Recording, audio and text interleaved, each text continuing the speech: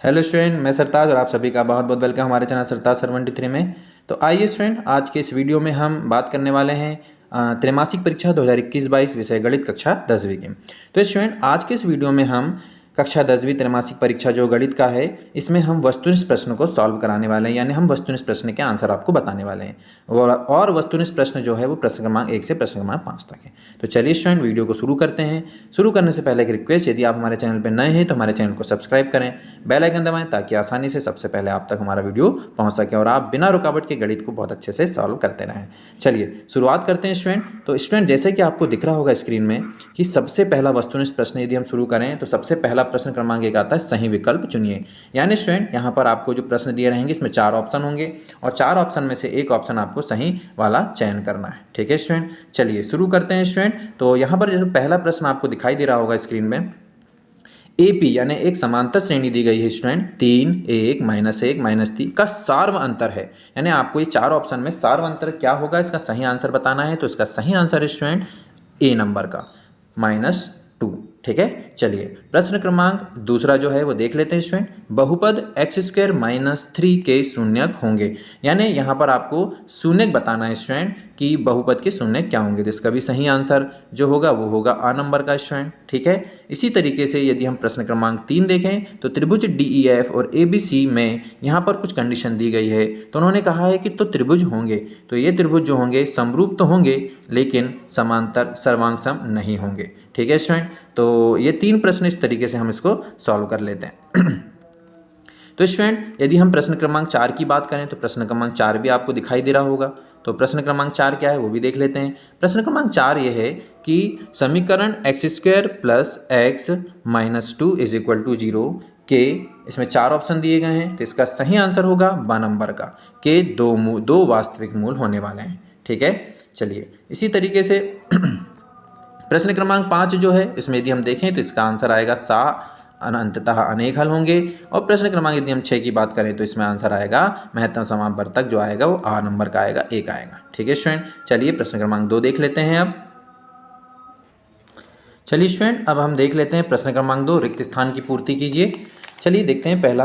पहला लिखा है स्टूडेंट, बहुपद x² + 4x + 8 के शून्यकों का योग होगा। तो इसका सही आंसर होगा -4। ठीक है, चलिए दूसरे नंबर में किन्हीं दो धनात्मक पूर्णांक a और b के लिए LCM × SCF बराबर होगा। तो इसका सही आंसर होगा a × b। ठीक है, चलिए प्रश्न क्रमांक तीसरा भी दिखाई दे रहा होगा स्क्रीन में आपको स्टूडेंट। एक द्विघात समीकरण में बहुपद के अधिक से अधिक खालिस्तान शून्यक हो सकते हैं। तो इसका सही आंसर होगा 2। ठीक है, चलिए अगला दिखाई दे रहा होगा स्टूडेंट्स को स्क्रीन में आपको, समांतर श्रेणी 2 4 6 8 का 10वां पद होगा। तो इसका 10वां पद होगा, जिसका सही आंसर होगा 20। ठीक है स्टूडेंट, चलिए प्रश्न क्रमांक आपको 5 स्क्रीन में दिख रहा होगा। प्रश्न क्रमांक 5 कहता है कि भाज्य बराबर भाजक गुणित भागफल धन खालिस्तान। तो इसका सही आंसर होगा शेषफल। ठीक है, इसी तरीके से सभी वृत्त खालिस्तान होते हैं। तो इसका सही आंसर होगा समरूप होते हैं। यदि द्विघात समीकरण ax² + bx + c = 0 दिया गया है तो विविक्तकर यदि ऋणात्मक है तो समीकरण के मूल वास्तविक नहीं होंगे, यानी इसका सही आंसर होगा वास्तविक नहीं होंगे। ठीक है स्टूडेंट, तो उम्मीद करता हूँ आपको प्रश्न क्रमांक 2 जो खालिस्तान है ये आपको बहुत अच्छे समझ में आ गया होगा। तो चलिए स्टूडेंट, अब अगला प्रश्न देख लेते हैं। अगला जो प्रश्न है प्रश्न क्रमांक 3, वो है सही जोड़ी। चलिए स्टूडेंट, तो सही जोड़ी बनाइए। तो सही जोड़ी का भी हम आपको आंसर बता देते हैं, फटाफट आंसर मिला लीजिएगा। पहला जो है ax + b जो है उसका सही आंसर होगा रैखिक बहुपद, यानी ये जो है ये पहले नंबर का होगा। ठीक है स्टूडेंट, श्रेणी 3 5 7 9 में सार्वंतर होगा। तो इसका सही आंसर होगा 2, यानी दूसरे नंबर का आंसर जो आएगा ये आएगा। ठीक है, तीसरा 2x + 3y = 5 के हलों की संख्या होगी। तो इसका सही आंसर होगा बी नंबर का ऑप्शन अनंत, यानी ये तीसरे नंबर में आपको इसको भरना है अनंत। ठीक है, चलिए चौथा जो दिया है वो दिया है x3, ये कैसा बहुपद कहलाएगा। तो इसका सही आंसर होगा ए नंबर का त्रिघात बहुपद। ठीक है, फिर 5वें नंबर में दिया है ax² + bx + c = 0 का विविक्तकर होगा। तो इसका सही आंसर है option number C, b² - 4ac।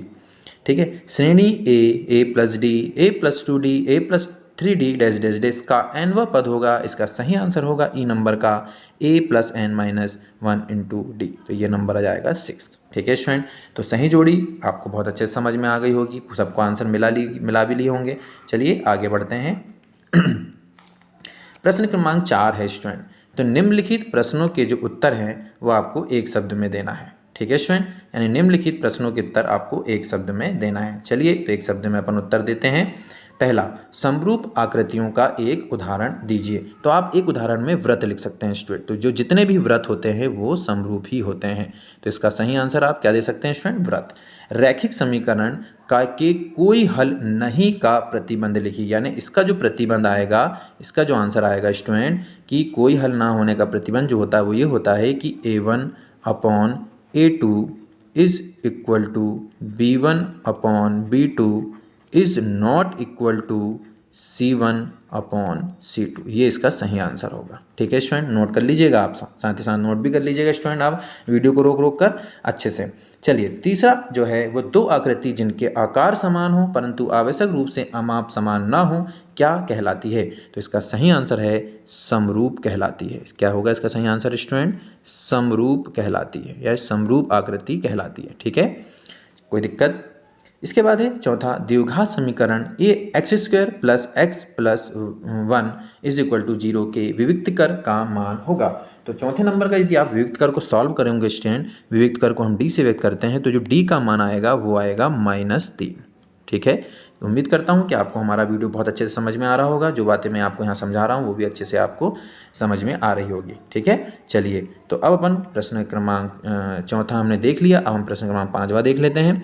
द्विघात समीकरण का मानक रूप लिखिए, यानी इसका आंसर आपको लिखना है। तो इसमें द्विघात समीकरण का जो मानक रूप है वो ये होगा ax² प्लस ये स्क्वायर है ना, ax² plus bx plus c is equal to 0। ये द्विघात समीकरण का मानक रूप कहलाएगा।